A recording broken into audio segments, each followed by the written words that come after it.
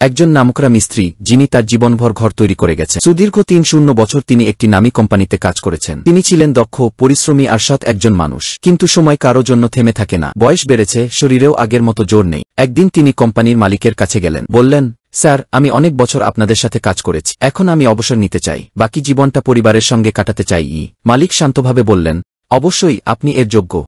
তবে যাওয়ার আগে একটা শেষ কাজ চাই আপনার কাছ থেকে। আমাদের জন্য একটা ঘর তৈরি করে দিন।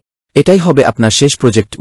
মিস্ত্রি একটু মন খারাপ করলেও মালিকের কথা রাখতে রাজি হয়ে গেলেন। কিন্তু ভিতরে ভিতরে তার আর আগ্রহ নেই। সে জানত এটা তার শেষ কাজ। এই কারণে এই ঘরটা বানাতে সে আগের মতো যত্ন নিল। ভালো মানের উপকরণ ব্যবহার করল না, নির্মাণে ছিল গাফিল। ঘরটা শেষ হল, কিন্তু সেটা তার জীবনের মান অনুযায়ী একদমই ভালো হয়। যেদিন মালিক এসে ঘরটি দেখতে এলেন, তিনি মুচকি হেসে বললেন, এই ঘরটি আপনার। আমাদের কোম্পানির পক্ষ থেকে এটি আপনাকে উপহার। আপনার ৩-০ বছরের কৃতজ্ঞতার নিদর্শন।